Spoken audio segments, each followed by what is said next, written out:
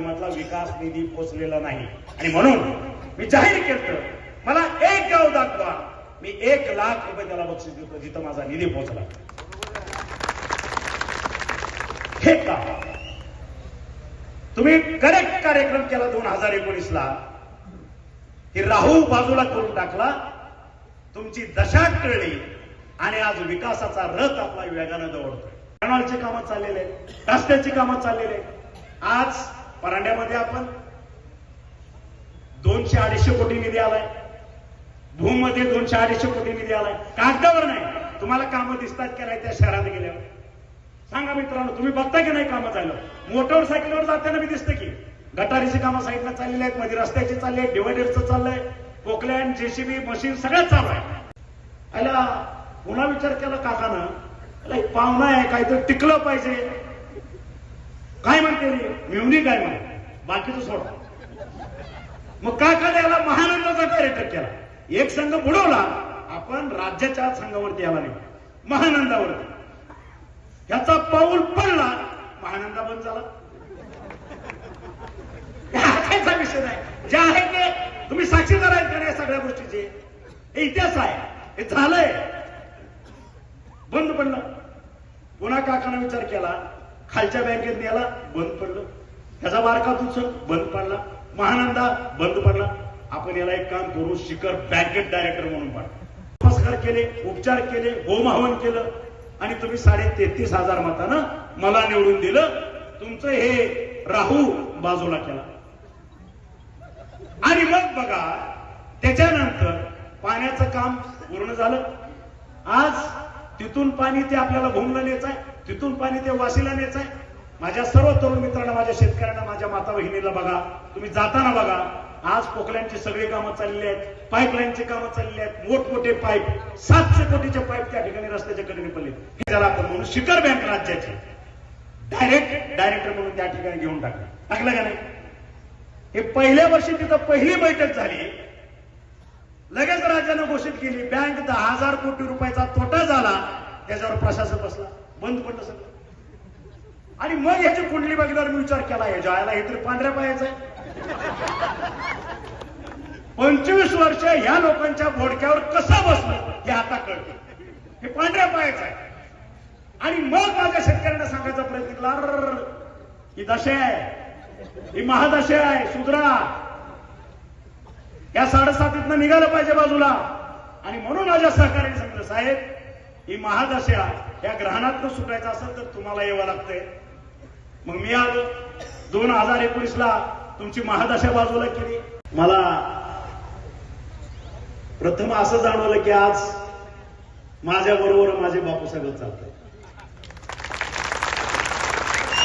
माझ्या आयुष्यात माझा श्वास असेपर्यंत मी माझ्या सहकार्याला, बापूसाहेबाला कधीच विसरू शकत नाही, त्याच्या कुटुंबाला विसरू. कारण बरेचसे नेते बघितले मी, मोठे बी बघितले आणि छोटे बी बघितले. प्रत्येकाच्या पुढे आपल्या स्वार्थाशिवाय मला काहीच दिसलं नाही. पण हा माणूस इतका साधा, इतका सरळ आणि 24/7 24 तास माझ्यात राहणाराचे पक्ष, बंडखोर वृत्ती असणाराचे पक्ष, मार खाणाराचा हा पक्ष आणि हे प्रस्थापित आपल्या गुंडाच्या मार्फत या सगळ्यांना त्रास देत होते. आपल्या ठिकाणी येत होतं, वेगवेगळ्या गावांनी येत होतं. अख्ख्या महाराष्ट्रात गेले 60 वर्ष हे सगळ्यांनी बघितले. त्यांच्या मांडीवर हे आमचा बाबा जाऊन बसला. महाराष्ट्रातला पहिला आमदार आहे. या महाविकास आघाडीला विरोध करणार आहे हे मला मान्य नाही, कारण हे अनैसर्गिक आहे. नैसर्गिक काय होतं?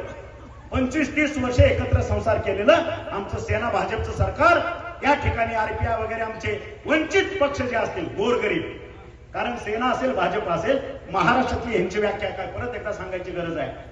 कारण हे विस्थापितांचे पक्ष.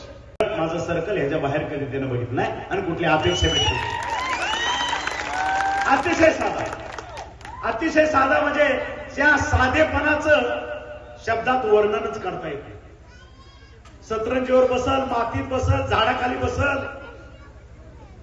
दर्ग्यात बसल, मंदिरात बसल, कुठेही असेल, सगळीकडे वाग. आणि म्हणून त्या माणकेश्वरच्या नगरीमध्ये प्रत्येक कुटुंबाचा भाग हा माझा बापूसाहेब आहे. चालू केली काही लोकांनी, विरोधकांनी, खोटं आश्वासन, थपाड्या नेता. ठीक आहे, मग हे सगळं सोशल मीडियातनं वाजवण्यापेक्षा मी माझ्या मतदाराच्या साक्षीनं ह्याच व्यासपीठावरील जर त्यांचं कोण असेल तर त्याच्याबरोबर ह्या व्यासपीठावर चर्चा करायला ओपन तयार आहे. माझं आव्हान आहे, या इथं आपण चर्चा करू. काय अडचण आहे?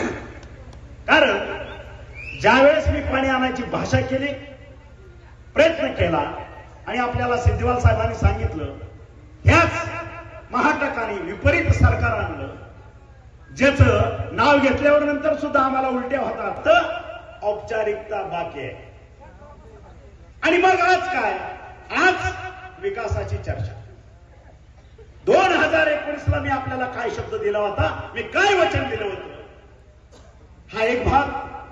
आणि आज 2024 ला तुम्ही मला तुमचा सेवक म्हणून विधान भवनात पाठवल्यानंतर माझ्या ह्या भूपरंडावासीसाठी किंबहुना माझ्या ह्या जिल्ह्यासाठी मी काय करणार, हा साधा मुद्दा आहे.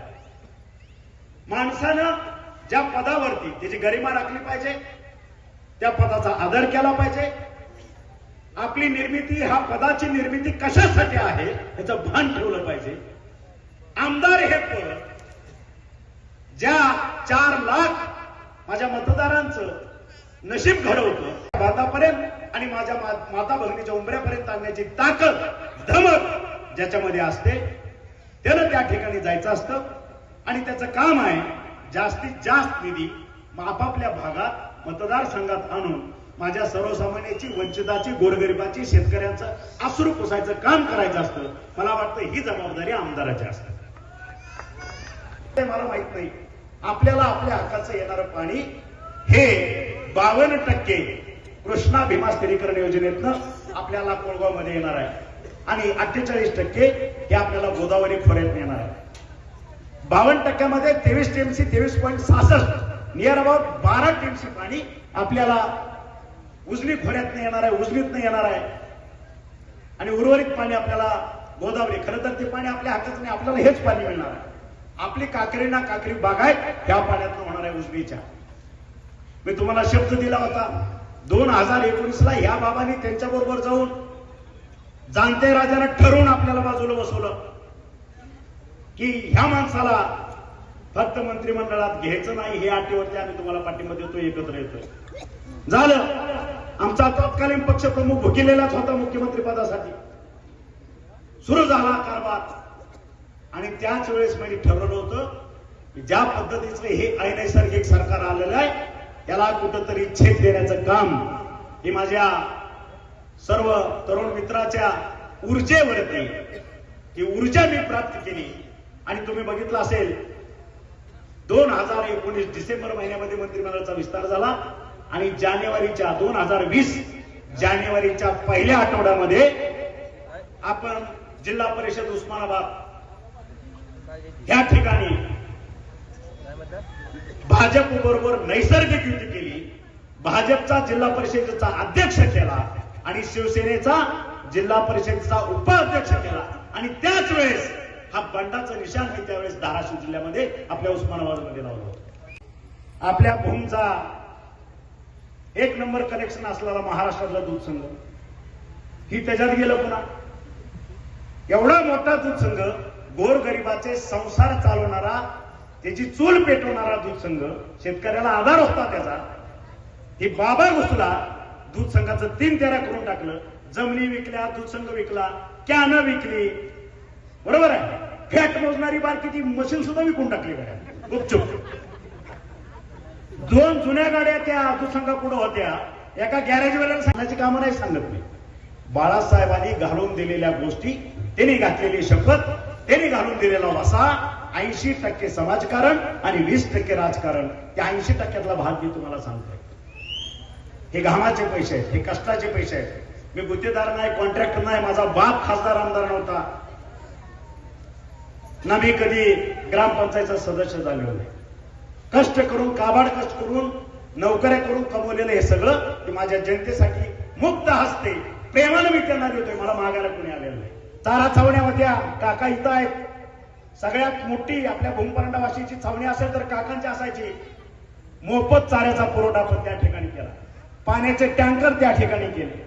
त्याच्यानंतर चारा छावणीवरती राहणाऱ्या लोकांना मोफत जेवण देण्याचं काम आपण वैरवणाच्या माध्यमातून केलं. आज 6,000 जोडप्यांचं बिगर हुंडा सर्व धर्मीय सामुदायिक विवाह सोहळे आपण सगळ्यांच्या माध्यमातून साखर कारखान्यावरती राबवले. त्याचे साक्षीदार आहात आपण सगळेजण. आणि नुसता अक्षता टाकून आम्ही थांबलो नाही. त्यांच्या हाताला रोजगारीही दिला. गल्ली ते दिल्लीतील राजकीय घडामोडी व बातम्या पाहण्यासाठी आजच आमच्या राजकीय कट्टा YouTube चॅनलला सबस्क्राईब करा, बेल आयकॉन प्रेस करा आणि फेसबुक पेज फॉलो आणि लाईक करा.